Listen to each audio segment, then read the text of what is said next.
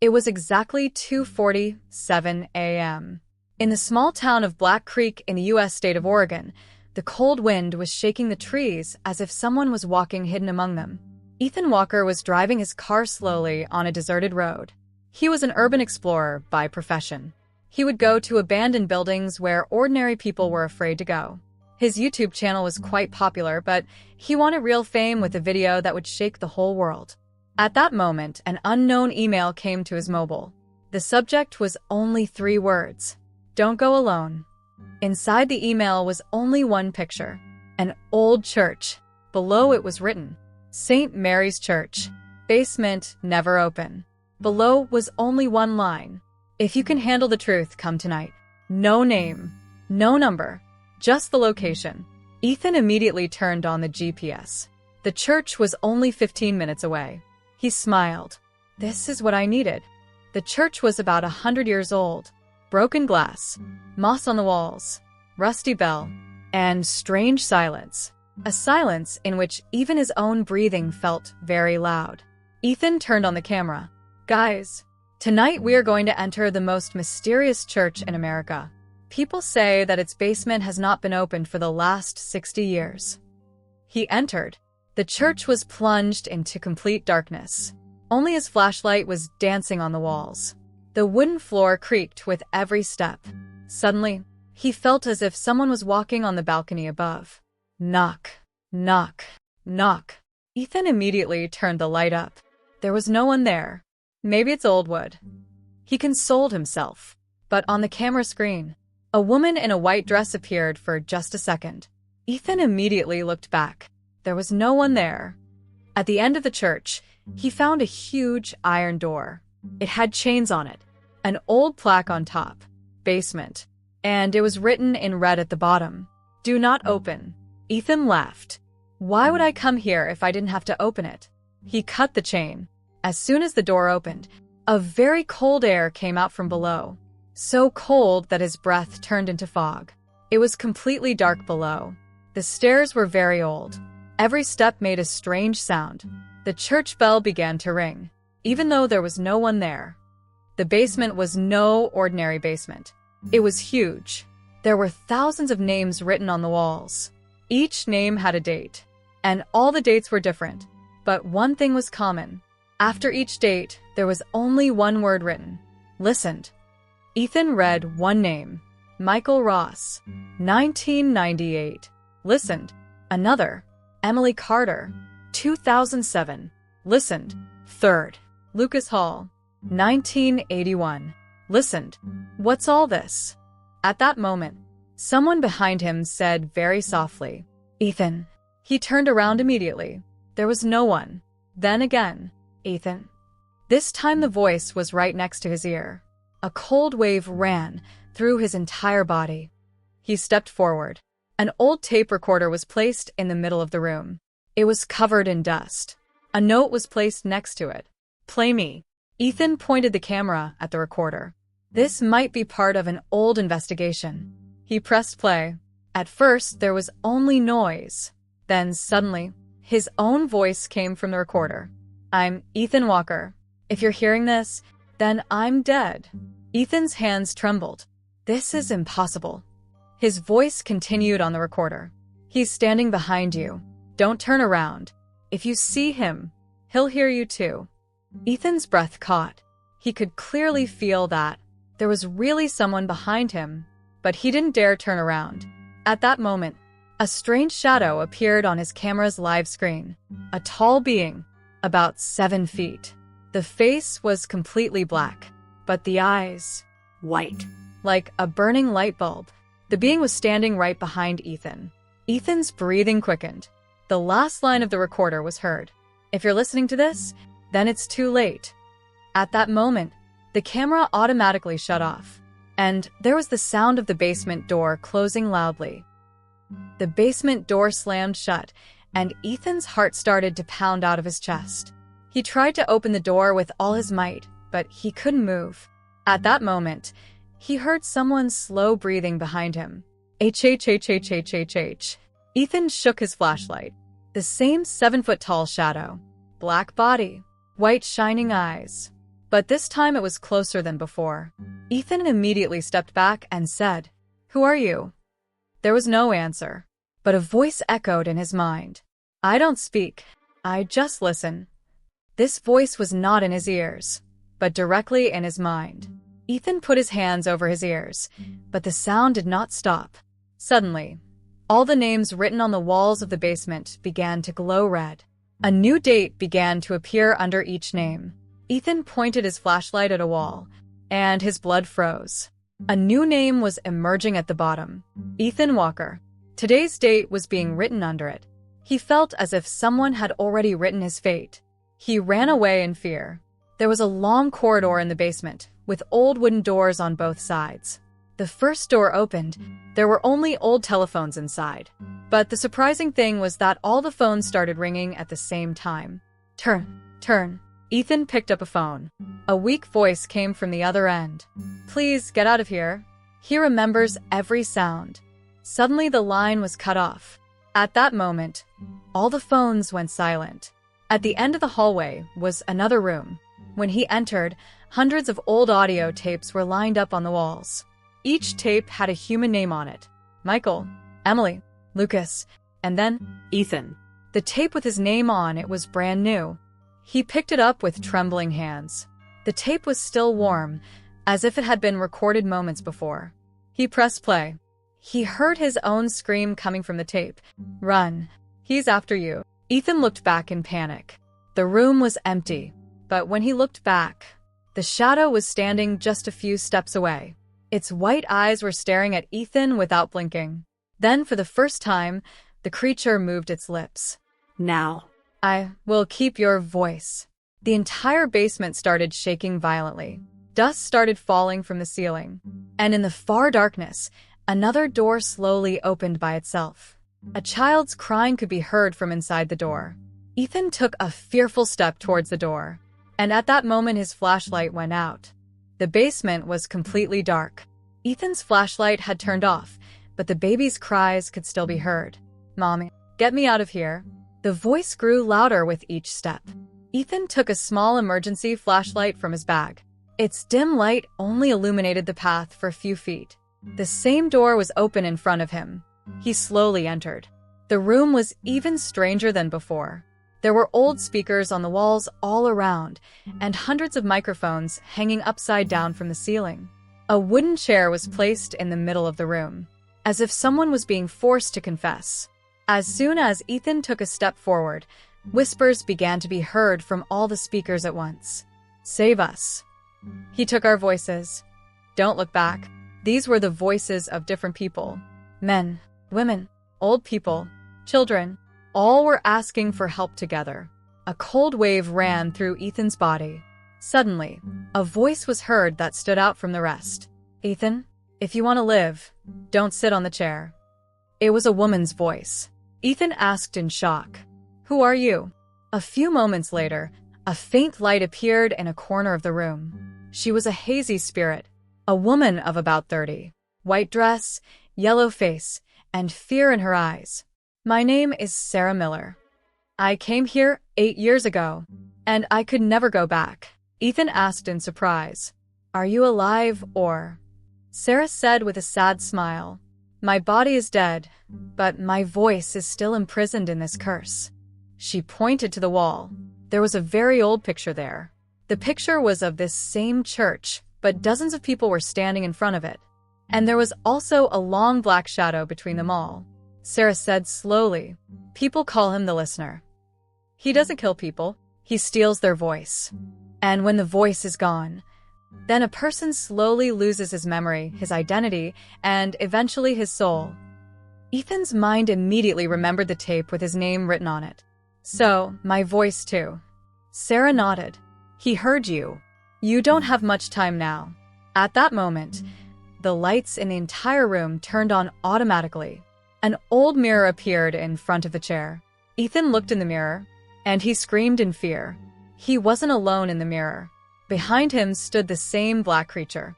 But when he immediately turned around, the room was empty. Sarah's spirit said in a panic, "Don't look in the mirror again." But it was too late. The surface of the mirror began to ripple like water, and a long black hand came out of it. That hand moved straight towards Ethan's neck. Ethan stepped back to save himself, but his neck was marked by ice-cold fingers. At that moment, a bell rang in the basement. Once, twice, 3 times. Sarah's face turned white with fear. "He's coming." The sound of heavy footsteps echoed from the darkness. Knock, knock, knock. The walls shook with each step. Sarah quickly handed Ethan an old silver cross. "Hold it. It might save you from this for a while. But if it breaks, then no one will be able to save you." The sound of footsteps had now come right outside the door. The door handle slowly began to turn on its own. See-char-rar-rar. The door opened a few inches, and 2 white eyes appeared out of the darkness. The door slowly opened completely. At first, only 2 white eyes were visible in the darkness. Then the same 7-foot-tall black creature entered the room. The sound of its footsteps echoed throughout the basement. Knock, knock, knock. There was no nose, no lips, no human form on its face. Only 2 glowing eyes, and a black smoke that was constantly coming out of its body. Ethan tightly gripped the silver cross that Sarah had given him. As the creature took another step forward, the cross began to glow with a faint blue light. The listener paused for a few moments. For the first time, he turned his neck towards Ethan. Then a cold voice echoed in his mind. "You did not come alone. Someone has shown you the way." At that moment, Sarah's soul quickly retreated. "Ethan, don't stop, come with me." The back wall of the room suddenly opened, and a narrow tunnel appeared. Ethan immediately ran into it. The listener's terrifying scream was heard from behind. His voice was like thousands of people screaming at once. The tunnel was very long. There were strange markings on the walls. Under each marking was a single sentence: "Silence is eternal." After a while, they arrived at a very large cave. This was not the basement. This was a world far below it. In the middle of the cave was a black lake, the water of which was completely still. There were no waves in this water, but faint whispers were coming from within it. Ethan shone the flashlight on the water, and his heart stopped. Hundreds of human faces could be seen at the bottom of the lake. They were imprisoned underwater. Their eyes were open, and their mouths were constantly moving, as if they were asking for help, but no sound was coming out of them.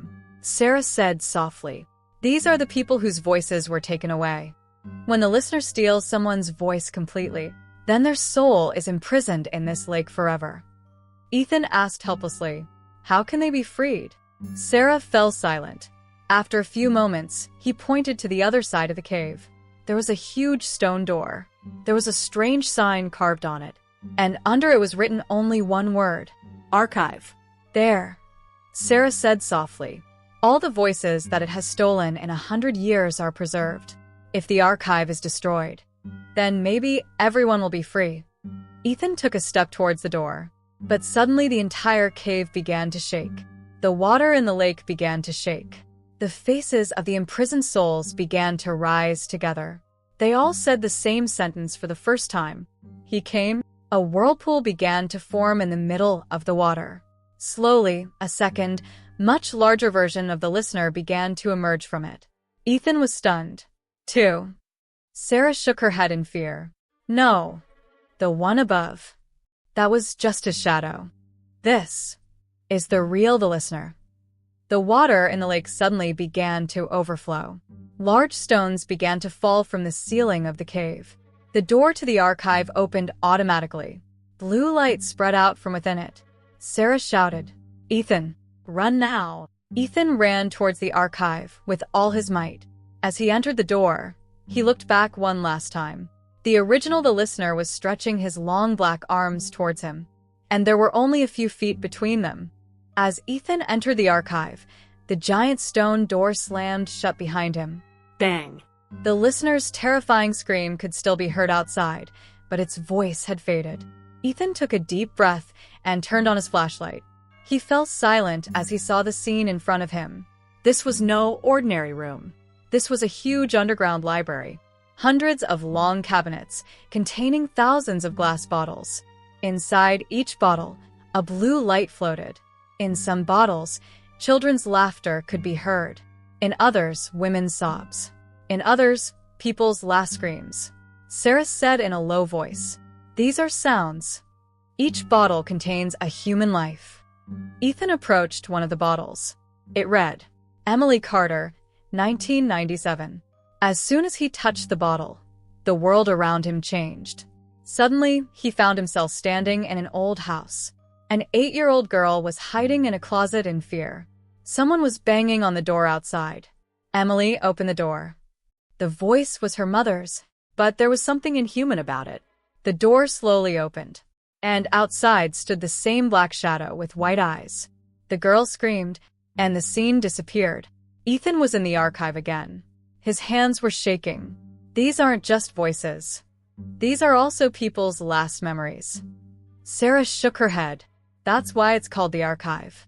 It preserves the last memory, the last voice, and the last fear of each victim. At the same time, Ethan's eyes fell on an old wooden table in the middle of the room. On it lay a thick, leather-bound diary. On its cover was written in gold letters, "The First Listener." Ethan quickly opened the diary. His face turned pale as he read the first page. The year 1891. We did not create this creature. We woke it up. The diary belonged to a priest, Father Jonathan Reed. He wrote that there was an ancient cave under the church, which the local tribes called the Gate of Silence. They believed that a being slept there who gained strength from human voices. But in 1891, a few people, out of curiosity, opened the door, and after that day, Black Creek was never the same. Suddenly, an old map fell to the ground from the last page of the diary. This map showed another secret passage under the church. At the end of the path, there were only 2 words written, "The Heart." Ethan asked in surprise, "What is this heart?" Sarah looked at him with hopeful eyes for the first time. That is its true power. As long as heart is alive, the listener will never die. At that moment, the walls of the archive began to shake. All the glass bottles began to glow at once. Thousands of voices began to scream at once. "He's in." Ethan immediately looked at the door. Long cracks were beginning to appear on the thick stone wall. From the other side, the sound of something giant hitting the wall was heard. "Damn, damn, damn." With each hit, the wall was crumbling further. Sarah's spirit began to fade. "I can't stay with you much longer. This place is draining my strength." She handed the map to Ethan. "Find heart. Otherwise, there will only be one name written on the next bottle." She looked at Ethan, trembling. Ethan Walker. At that moment, the stone wall completely collapsed. 2 shining white eyes appeared from the dust cloud. But this time, the listener was not alone. Dozens of dark shadows stood behind him, and all of their eyes were fixed on Ethan at once. As the archive wall collapsed, a cold, icy wind spread throughout the room. The dust clouds slowly began to disperse. The listener stood silently among the rubble of the door. Dozens of dark shadows stood behind him as if awaiting his command. The white eyes of all of them were looking at only one person, Ethan Walker. Sarah whispered nervously, "Now, this is the chance." Ethan gripped the map tightly and ran towards a narrow passage on the right side of the archive. The sound of thousands of footsteps began to echo from behind. The shadows were following him. The tunnel was narrower than before. The walls had ancient symbols, but now a phrase was written over and over again. "Every voice has a price." As Ethan moved forward, strange sounds began to ring in his ears.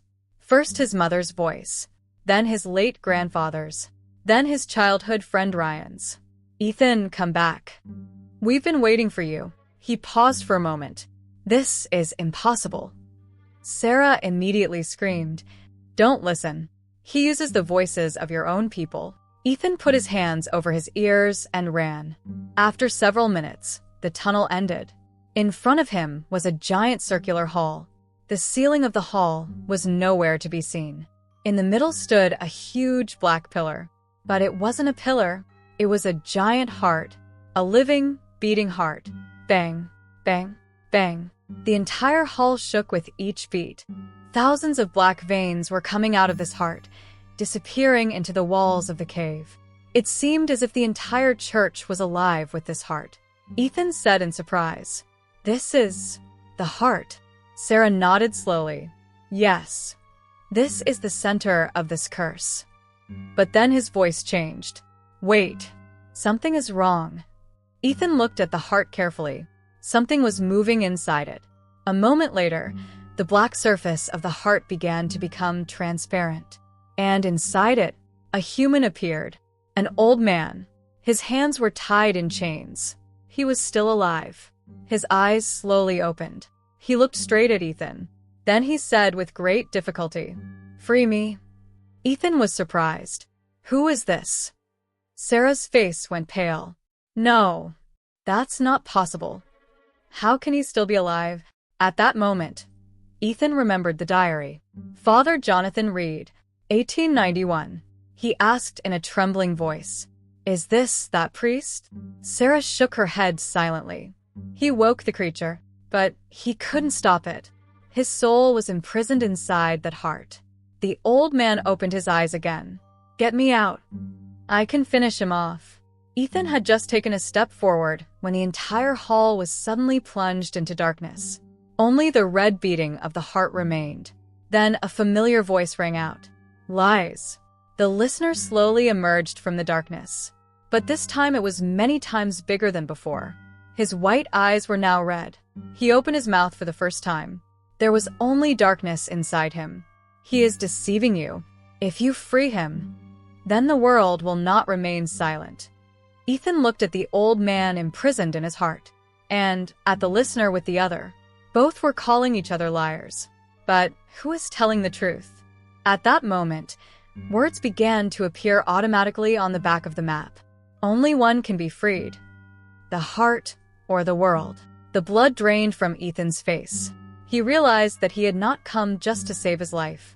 But now he had to make a decision that could change the fate of the entire world. And then, the listener extended his long black sleeve towards Ethan. While the old man imprisoned inside the heart shouted for the last time, "Don't listen to him." The listener's black arm was slowly moving towards Ethan.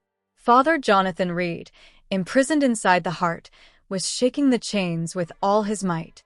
"Ethan, if you don't decide today, then thousands more people will become victims of this curse." On the other hand, the listener's echoing voice spread throughout the cave. "He's lying. He's the real creator of this curse." Ethan's heart started beating fast. Both were accusing each other, but only one had the truth. At that moment, his eyes fell on the ground. There was a broken stone tablet lying there, on which some words were engraved in an ancient language. Below was only one sentence in English. "The first liar will never lose his voice." Ethan read this sentence aloud. For a moment, the cave was completely silent. Suddenly, Father Jonathan fell silent. While the listener took a step back for the first time, Ethan pondered. Every time he got closer to the truth, the listener became restless. He went closer to his heart and looked carefully. There were strange markings on the priest's chains. One of them was exactly the same as the one on the last page of Archive's diary. Ethan suddenly began to understand everything. He said softly, "You didn't wake him. You wanted to control him." Father Jonathan lowered his eyes. After several moments, he said in a low voice, "Yes. I wanted power. I wanted people to hear my voice. I performed the ancient ritual, but I couldn't control him. He took my voice, my soul, everything." Sarah stared at him in amazement.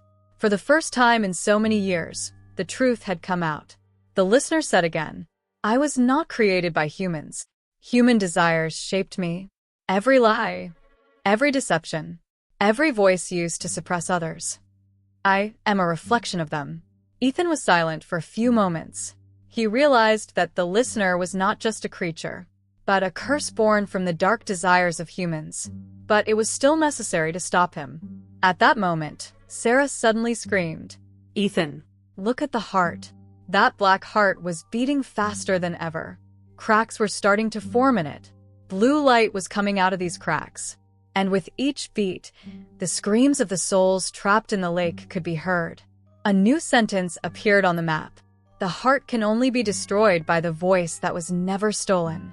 Ethan asked in surprise. Whose voice is that? Sarah looked at him. There was hope in his eyes. He hasn't completely stolen your voice yet. There's still time. The listener let out a terrible scream in anger. The entire cave shook. Large stones began to fall from the ceiling.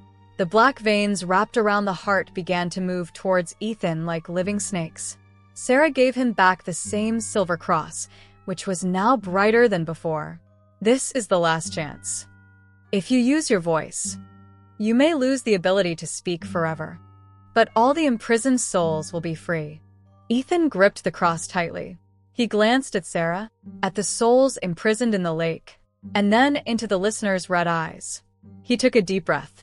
If my voice can end this curse, then I am ready. As he raised the cross to his heart, the listener charged towards him with lightning speed, and there was only a step between them. The listener rushed towards Ethan with lightning speed. His black arms cut through the air and went straight to Ethan's throat. Just a moment, and everything could have ended. But Ethan swung the silver cross in front of him with all his strength. A powerful sphere of blue light came out of the cross. The listener screamed in pain for the first time. His scream was so terrifying that the entire cave shook. The water in the lake began to boil. The imprisoned souls began to raise their hands to the sky together. Sarah shouted, "Ethan, now!" Ethan placed the cross directly on the beating heart. The heartbeat stopped. Just for a moment, the whole world seemed to fall silent. Then Ethan closed his eyes. He remembered the sentence written on the map. The heart can only be destroyed by the voice that was never stolen. He gathered all his strength and said loudly, "I free all these souls." As soon as these words echoed in the cave, a huge explosion of white light from the cross. A deep crack appeared in the heart. Bang, bang, bang. With the third beat, the heart shattered into thousands of pieces. At that moment, the listener screamed so loudly that the entire church shook. His black body began to turn into smoke. His red eyes began to fade. All the black veins spread throughout the cave began to break into ash. The souls trapped in the lake began to be freed one by one. Thousands of particles of blue light rose into the air.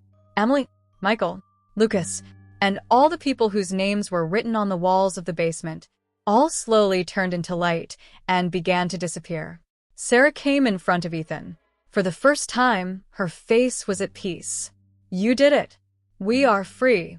Tears of joy began to flow from her eyes.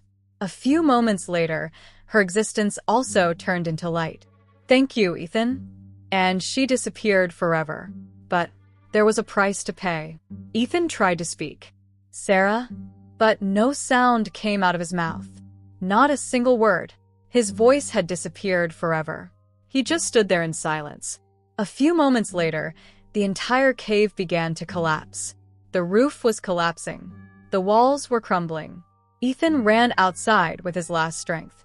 The tunnels were collapsing one by one. Finally, he reached the main hall of the church. As he stepped out, the entire St. Mary's Church sank into the ground behind him. It was as if the building had never been there. The first rays of morning had appeared. The sun had risen over Black Creek for the first time in years. Those strange whispers in the air were no longer there. Silence, but this time, a peaceful silence. 6 months later, Ethan restarted his YouTube channel, but now he could never speak. He told his stories only through writing and videos. People considered it a miracle. No one knew the real truth. One day, an old, unmarked parcel arrived at his house. There was only one thing inside. That old tape recorder. Ethan's hands began to shake.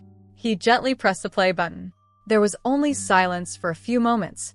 Then a new voice was heard. It wasn't his own voice, nor was it the listener's. It was a child's whisper. "You've only closed one door. Down, there are still 7 doors left." The recorder stopped automatically. At that moment, the map on Ethan's desk began to burn. The name of a new place appeared on the burning paper, Raven Hollow, and beneath it was a single sentence: "The silence never ends." Ethan looked out the window silently.